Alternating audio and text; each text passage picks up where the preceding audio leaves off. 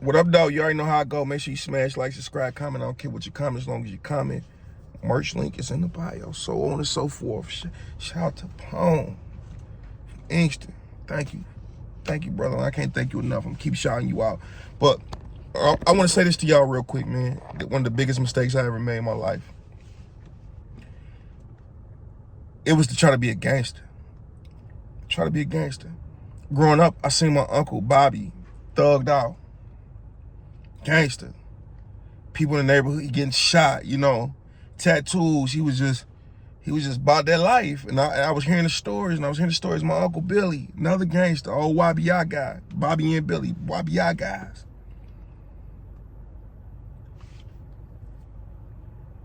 And I was getting bullied when I was young. I'm gonna keep it all the way funky with you.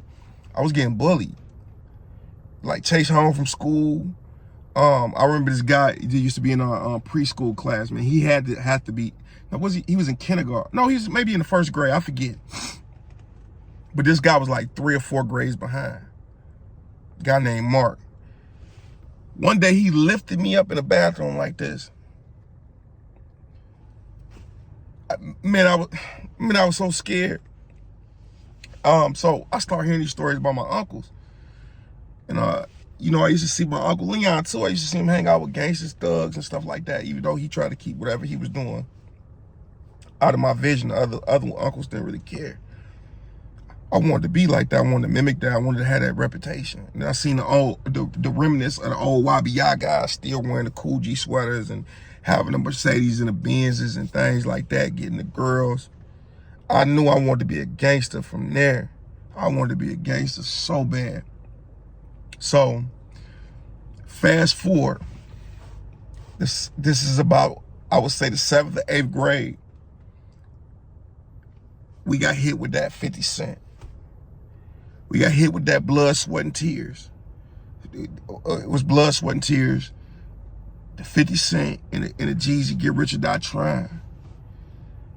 I was hanging on the block with the gangsters. My grandma used to stay on Prairie and Elmhurst, right off Dexter. See guys like two selling dope, big buffs on. I said, damn, I want to be that. I was influenced by my environment, and I didn't have the best household. Now, I would be alive. I said, some people, I hear my aunts, and some people talk about syrup sandwiches and mayonnaise sandwiches and mustard sandwiches. I have no clue what that is. I know what French toast is. So I'll be smacking my mother in the face if I said I had to worry about what shoes I was going to wear or.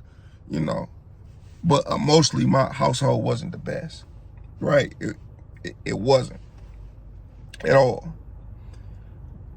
She didn't know how to raise a young kid that was going through some mental issues.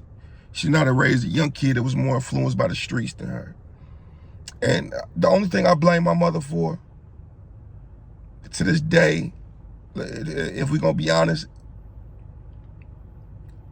I feel like she slightly abandoned me at a point in time. She contributed to making me feel like a stepchild. And she didn't do all she could to get us out of that environment, or me.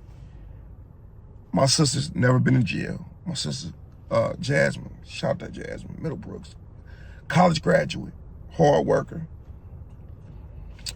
inspiring model, or however you say that, aspiring, I don't know, whatever. Never been in jail. Me. I love my mother. Don't get it twisted. Me and her better today. I ain't holding on to the past with her. You know what I'm saying? But my environment was just so influential to me. You know that song where he say, it hurt me ever since I was not been able to give you what you want since I was a toddler. That's how I felt since I was young. I always wanted to contribute and make things better. You did. I always wanted to give my grandmother something better.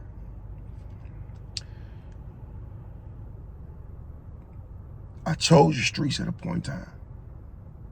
That was the worst thing I could have ever done, was choose the streets. Worst thing I could have ever done is choose the streets. Because it ain't brought me nothing but pain, misery, death, rumors. it ain't brought me nothing good besides a reputation and me being able to go out and kick it with some gangsters and get some stories now. You know what I'm saying? Everything you go through in life sets you up for a certain moment. So I'm not completely disrespecting my past and my bad decisions, but I learned a lot of lessons from them. So but the worst thing I could have done, and I'm sorry y'all about my voice, I got pneumonia. The worst thing I could have done was dedicate my life to the streets for a period of time. Ain't no such thing as halfway crooks. I felt like even though I had a job, I could, because I had a job, I could still dibble and dabble. Nothing but police and jail bars. A fool is always starting over. The best things in the hands of a fool could be turned to his own destruction. I seen people put aluminum foil in a microwave. The best things in the hand of a fool, great things in the hands of a fool could be turned to his own destruction. Period. I advise anybody to stick through your struggle. Stay legit. Stay out of prison, stay out of jail, stay out of youth homes. Stick through it, and you won't go through half the problems I ever been through. And when you got somebody here that's like telling you this, that's telling you like what he been through, and I despise it, why not listen?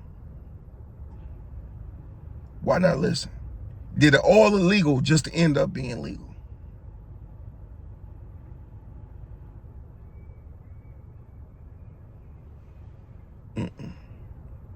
Don't waste your time like that. I know it's going to be hard, especially for y'all that's in the hood and the trenches. It's going to be hard to resist temptation. It's going to be hard to stay about them streets. But at the end of the day, it's worth it, and you won't have a tenth of the problems that I've not had. Peace and blessings be upon y'all, big fat.